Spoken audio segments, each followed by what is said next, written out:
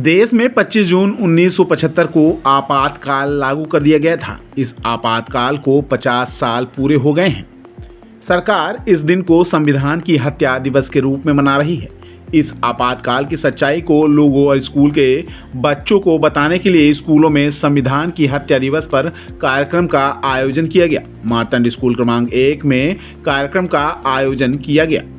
आपातकाल से जुड़ी टेलीफिल्म का भी प्रदर्शन किया गया। इस टेलीफिल्म के माध्यम से आपातकाल को क्यों लागू किया गया, क्या क्या प्रतिबंध लगाए गए थे, लोगों पर किस तरह का अत्याचार किया गया, कितने दिनों तक आपातकाल लागू रहा, इन सारी बातों से लोगों को अवगत कराया गया।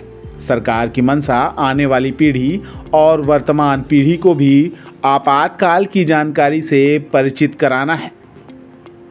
आपातकाल को लेकर स्कूलों में यह कार्यक्रम सिर्फ एक दिन का नहीं है। साल भर स्कूलों में छात्रों के बीच आपातकाल से जुड़ी प्रतियोगिताएं आयोजित की जाती रहेंगी।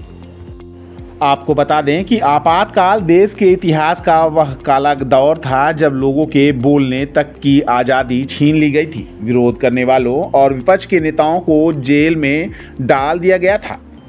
यह आपातकाल पूर्व प्रधानमंत्री इंदिरा गांधी के चुनाव के रद्द होने के बाद लगाया गया था। 12 जून 1975 को इलाहाबाद हाई कोर्ट ने पूर्व प्रधानमंत्री इंदिरा गांधी का चुनाव रद्द कर दिया था।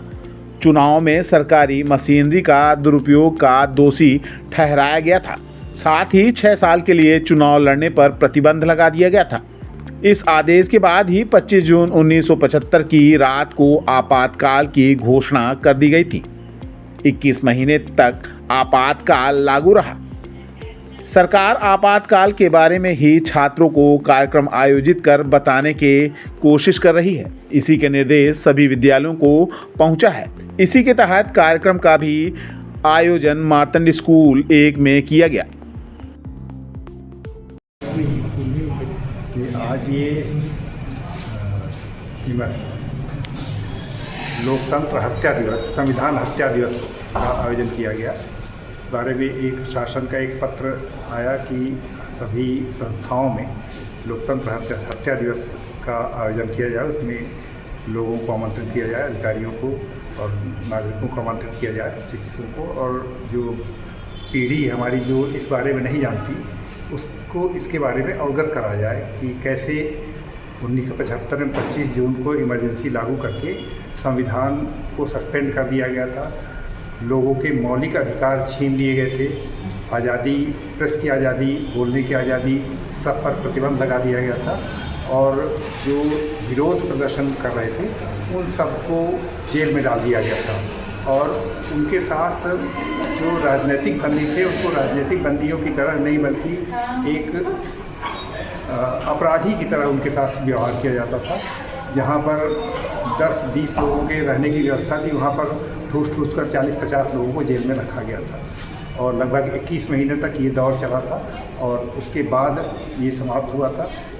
इसकी शुरुआत हुई थी, इसके पहले जब इंदिरा जी प्रधानमंत्री बनी थी, उन्होंने सरकारी मशीनरी का दुरुपयोग करके और चुनाव जीता था तो 1971 में।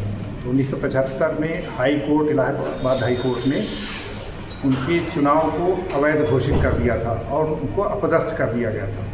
इस निर्णय के विरोध में जयप्रकाश नारायण जी, जो उस समय के बहुत बड़े लीडर थे, जननायक थे, उन्होंने दिल्ली में एक सभा की थी और जिसमें लोगों को कहा था कि लोग इसका विरोध करें और जो अपदस्थ प्रधानमंत्री वो हटें और नए ढंग से फिर से चुनाव संपादित किए जाएं।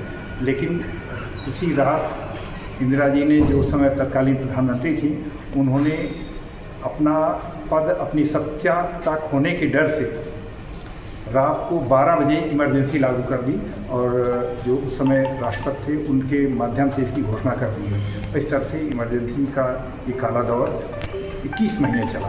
इस सब के बारे में बच्चों को जागरूक करना मुख्य रूप से इसका उद्देश्य है कि भविष्य में अभी ऐसा आगे कभी न हो और लोग जागरूक रहेंगे, अपनी आज़ादी उनकी बरकरार रहेगी।